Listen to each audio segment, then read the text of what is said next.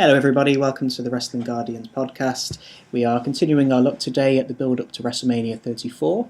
Once again, if you're listening on YouTube, feel free to give this video a like and hit the subscribe button for some more content. Okay, so the Sunday previously gone was the WWE's Fastlane pay-per-view. Which obviously was, it happened. There was wrestling on it, so it's not going to live long in the memories of WWE fans, I wouldn't have thought. But certainly one of the most intriguing and talked about moments from the pay-per-view was Asuka's fairly surprising performance after the SmackDown Women's Championship match. And now we know that Asuka has officially challenged Charlotte for the SmackDown Women's Championship at WrestleMania, and this is the match we'll be discussing today. First thing I want to point out here is that I think it's really great that this WrestleMania is going to feature some singles matches for the Women's Championships. One thing I think that's been a bit let down recently with the women's division is this need to kind of throw in as many women as possible into the championship match. So back at 32, you had the triple threat match for the new women's championship belt. Then you had a fatal four-way involving Charlotte and Sasha and Bayley and Nia Jax. And again, just being that kind of wrestling purist who prefers a kind of one-on-one bout for the titles, I'm happy that they're going to go with this for the two belts. Is that an opinion that you share? Yeah, for sure, Dan. Especially considering that in today's day and age, we're probably far more likely to see the next megastar be a woman in WWE than the man, considering the lack of, let's say, marketable talent on the men's side of things. And some of these people are very, very talented in the women's roster. I mean, Charlotte is the face of several marketing campaigns for the WWE. Very good work in the ring, incredible pedigree. And Asuka is probably better than most men on the roster anyway. So this is a match I'm certainly looking forward to. In fact, I don't think there's anything on the card that I'm more interested in than on this match. I mean, I know that's not saying much, but I still think this is one of the more intriguing matches on the card. And I think there's genuine intrigue as to the finish of the match. There's no guarantee that Asuka defeats Charlotte, who's been so heavily pushed over the years. Mm-hmm. Yeah, absolutely. I think this is. I agree with you, actually. I think this is one of the matches that I'm most interested in seeing. Maybe this one and the Nakamura Styles match, personally. But yeah, I mean, in terms of this, there's really been no build-up per se to this match because Asuka's only just challenged Charlotte for the title. But, there's been a build-up in a sense because for the past year or so we've been seeing this progression of the Asuka character, still unbeaten of course in one-on-one competition, became a very, very dominant NXT Women's Champion. And then all the while there was this character Charlotte Flair that was also being built up around a similar time. And I think it's very kind of subtle, sort of effective booking here. Just put these two women together that have been built very, very strongly and just see what they can do on the main stage. And it's just, how ironic is it that the amount of effort they put into trying to hype up Roman Reigns and Brock Lesnar, but then you just get this match seemingly out of nowhere and everybody's talking about it as if it's the main thing. And it's just a credit to... I think you have to give credit to the WWE in terms of how they've managed their women's division. I mean, if we go back to the whole Give Divas a Chance social media campaign back in the day, the cynic in me just thought that this was going to be another kind of failed thing that would lead to nowhere. But I think it's so impressive how they've actually managed to make it a real, genuine thing. Yeah, I mean, to be fair, a lot of it was their desire to find their answer to Ronda Rousey, because Ronda Rousey was such a big pay-per-view draw for UFC at the time, and she was certainly a part of the sports popular culture. She was on ESPN, she was on the cover of Sports Illustrated, and Vince McMahon absolutely wanted a piece of that action. But then I think one of the reasons maybe why the women have fared better than the men over the last year or so is probably because I think Vince McMahon is probably a little bit more hands-off with them. Anything that doesn't have his sort of maniacal, capricious sort of tinge to it seems to flourish in the world of WWE.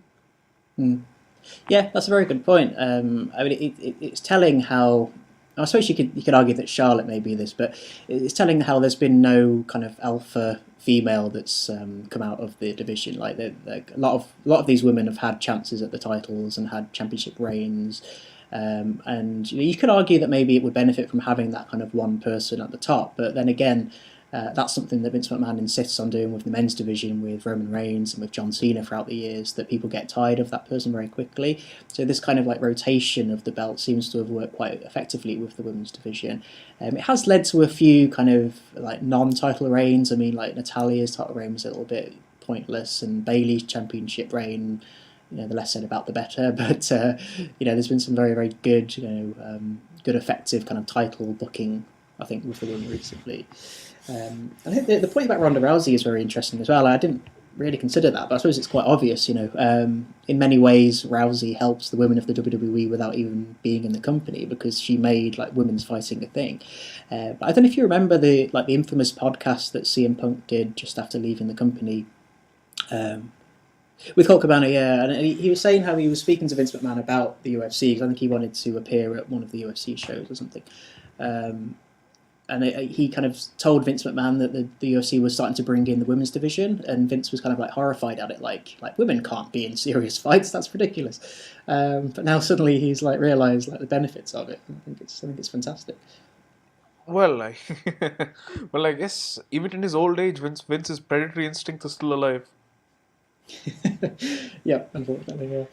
And I think it's so great for the younger fans as well of today, because a lot of us older fans talk about how wrestling was so good back in the day, and we were around when these great kind of eras were coming through. Like, if you're obviously a little bit older than us, you'd remember the Hogan era.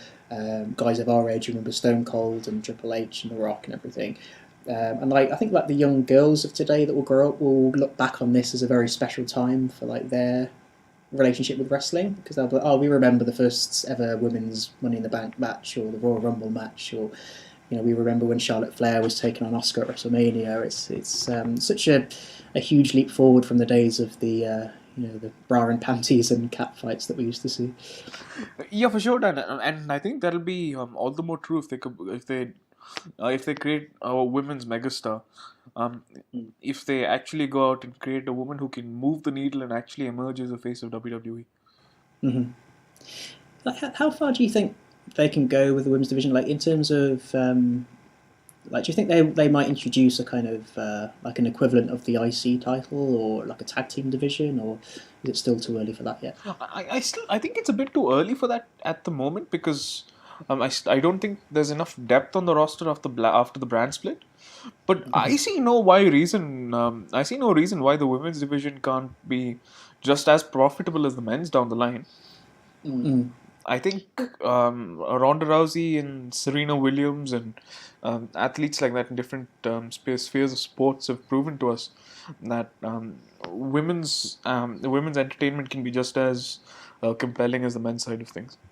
Do you think if they ever did go back to just having the one brand and not rely on the brand split, that there's enough there? Because if you combine, like, I know SmackDown's women's roster is a little bit kind of iffy and shallow, but there's plenty of people on Raw and NXT that are going to be coming up over the next few years. So, given time, maybe if they were to go back to the single brand concept, that they could introduce more depth into the roster and maybe have a tag team division and a secondary title.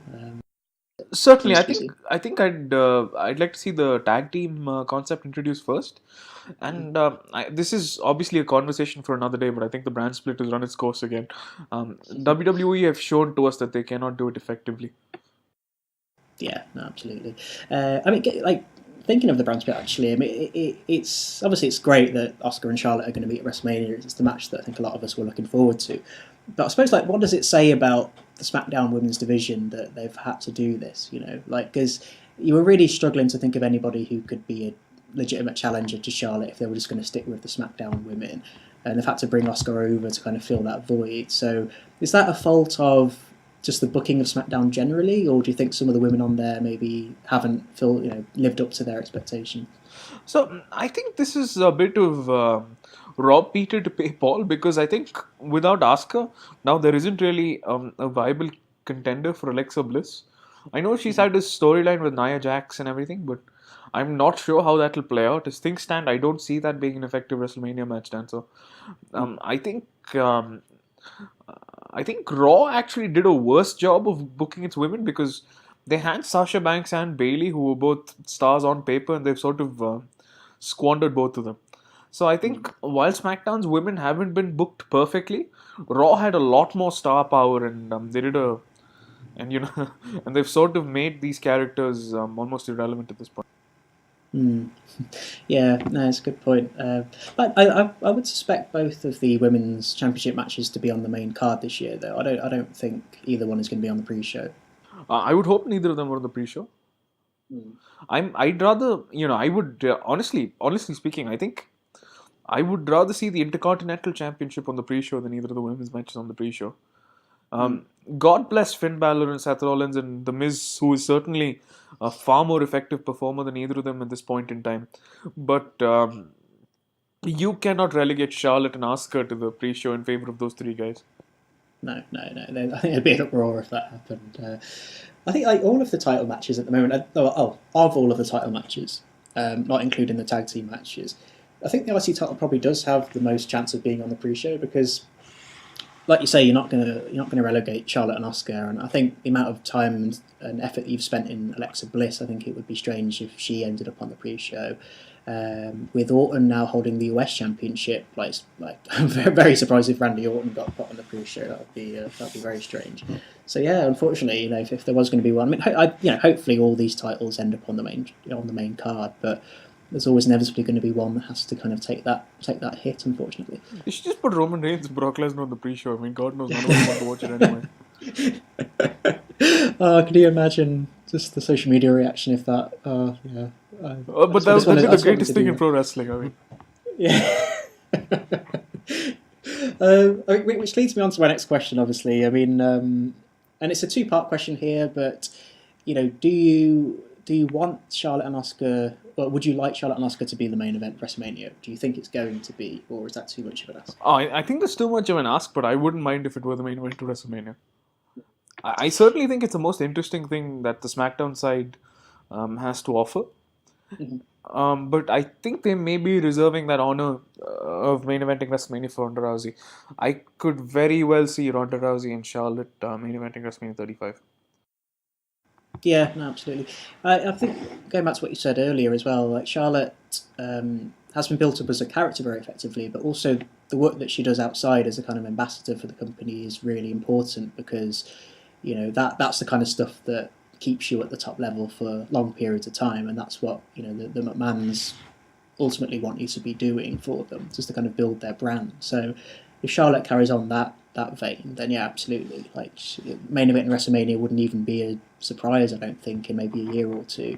I agree. This year maybe it's too much of an ask, but and how kind of ironic is it that for all the criticism that we level at SmackDown, and obviously rightly so, it's produced probably the two most intriguing matches at WrestleMania with Nakamura Styles and now with Charlotte and Asuka. So then I'm personally, even though I'm obviously far more intrigued by it than the WrestleMania than the Universal Title match, I personally see Nakamura and Styles as a sort of utility match. I sort of see it as something which you can position on the card that will be 4 stars or greater no matter what. But I'm not really intrigued in seeing who will win that match per se. Yeah, that's a fair point. I think it goes back to like the indie stuff at the minute that's going on, where people kind of come to see the wrestlers perform because they know that they can put on a show, and like who wins is a little bit irrelevant actually. I mean, I do suspect Nakamura would come out with a title, but either way, I don't think it would really matter. Whereas another huge benefit you have to this Asuka Charlotte match is that the result means a lot as well. And again, a two-part question here. Who do you think is going to win this match, and who do you want to see win this match? I personally wouldn't be too upset if either woman won, but I think Asuka comes away with a victory here because I can see her being fed to Ronda Rousey at SummerSlam.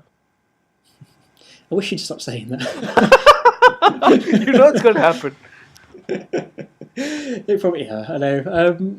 I agree. I think Asuka winning is what they should do because it's great that she's this undefeated.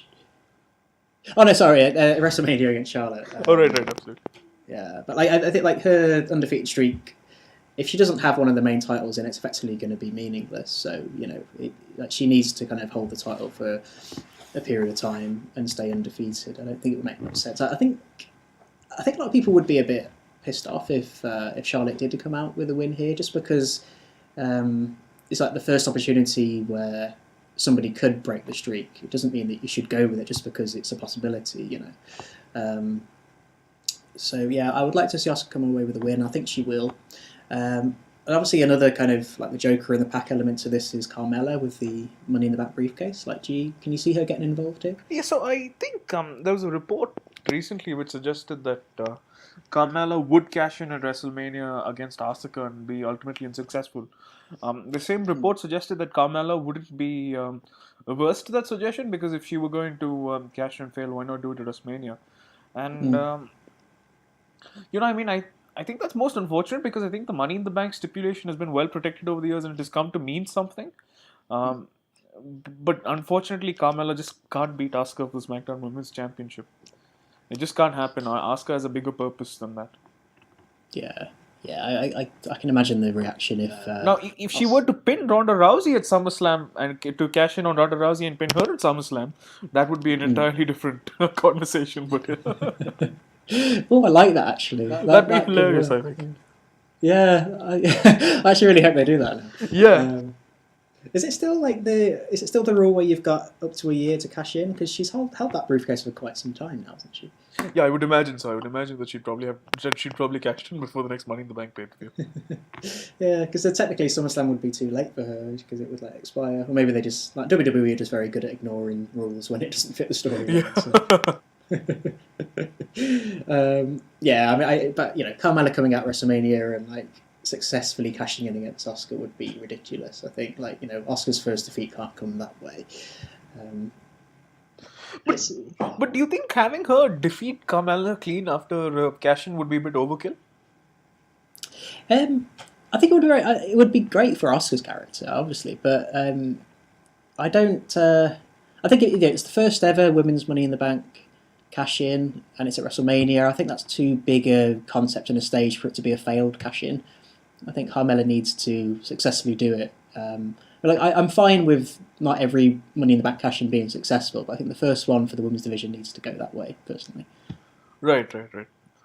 Maybe they sort of find a way to have a cash-in on the Raw people. Yeah, that's also possible as well. I mean, I'm guessing they might do a little bit of a shake-up after WrestleMania anyway. So yeah, Carmella coming out and pinning Nia Jax maybe for the Raw Women's title would be good. Yeah, that would be good. Yeah. But yeah, going back to the build-up to this match. I mean, again, there's a few weeks left now for them to do something with these two, but I think they need to just keep it simple. They don't need to go it all in with the promos and everything. I mean, both characters are just very intriguing for what they are. Asuka's obviously very limited when it comes to mic skills anyway. So I think they should have a couple of face-to-face meetings, maybe a couple of get a sneaky finisher in here and there, but not do too much with it. And again, I think it's such a relief to kind of be talking so positively about WWE's work at the moment. But I think they've done such a great job with Charlotte. She's kind of she isn't as kind of vocal as some of the other women on the roster. She's kind of just fitted into this very respectful position where she knows that she's one of the best talents, and she just kind of lets the wrestling do the talking. And I think she works very well as this kind of slightly tweener babyface rather than heel. Do you think that with Asuka, if she does win the title here, and she's going to be expected to kind of lead a little bit more, do you think people could kind of go off her a little bit? I think it certainly is the case. I think she's been helped by the fact that she's sort of been on the sidelines or on Raw and just sort of lurking around the title picture.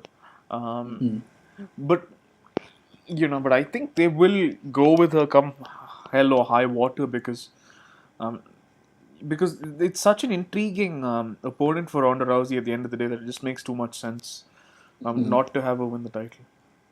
Yeah. I suppose a test case would be that she did have a lengthy title reign, obviously down in NXT, and that seemed to go pretty well. I just think it's just an example of how if the WWE does something properly and they invest time and energy into it, the fans are going to go along with it. Because Asuka, like on the surface, you wouldn't expect Asuka to be that over with the fans because we like people who can talk and we like good effective promo delivery. And she's a little bit of an enigma still in terms of a character. I think she's obviously very very used to the Japanese style. So it doesn't kind of fit with some of the other women. I think that's an advantage to her at the moment. I'm just interested to see what will happen if she does hold the SmackDown Women's Championship for a long period of time, and whether it might get to the point where fans do want to see Rousey just come in and beat her in a couple of seconds. But again, I hope it doesn't happen, but it's a possibility anyway. Oh, it's going to happen then. It's going to happen. It's an inevitability. Quick question for you as well. Who, out of Asuka and Nakamura, who do you think has been, like taking NXT and main roster into account, who do you think has been handled better?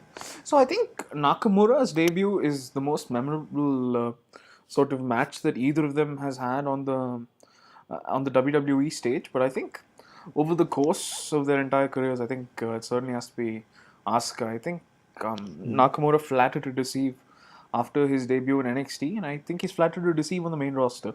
If anything, I think he's a slightly overvalued commodity in today's WWE. Yeah, WrestleMania is going to be such an important show for him because I think if that match doesn't deliver, then they might as well just give up on the Nakamura project altogether. And I hate saying that because being kind of New Japan fan, I know what he's capable of, and seeing what some of the matches he had down on NXT, but it just hasn't quite clicked yet on the main roster. Whereas Asuka's just been kind of doing what she does, and she hasn't really changed anything, and it's still very effective. So yeah, I probably agree that maybe Asuka has been the more effective one of the two. No, but that's not to say you should give up on Nakamura because he's a very talented guy and he can. And I think he's certainly capable of doing a lot more than he's been tasked with doing.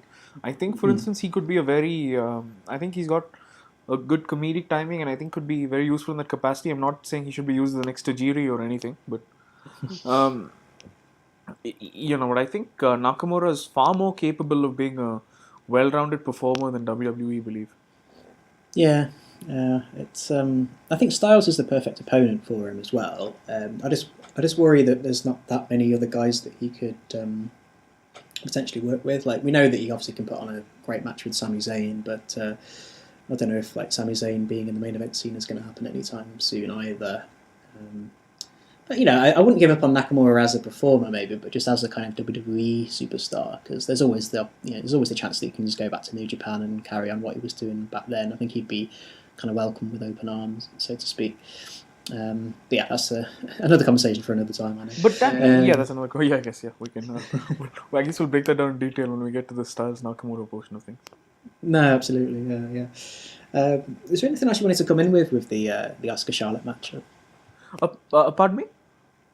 Is there anything else you wanted to come in with the Asuka Charlotte match, or? No, I think that's about it. I mean, I think it's probably the match I'm most excited to watch on the card.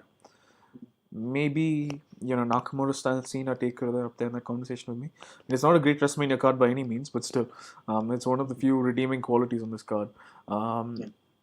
I hope they get the time they deserve. I hope they get 15 to 20 minutes. 20 minutes for sure, I think would be great. And I hope they can execute their near falls properly and build up the intrigue in the finish. I think I'm certainly going to be willing to go along for the ride. I think I'll buy into every Charlotte Flair near fall, and should be great. Yeah, absolutely. I totally agree. I think this is very positive signs for WrestleMania 34, and as much stick as we're giving the card at the moment, I think it's building up to be a fairly decent show. And if everybody is on form on the night, I think this could be a very effective WrestleMania. And obviously, this will play a huge part in it. So, Dan, my big concern with this match, as pretty much for the rest of the show, is that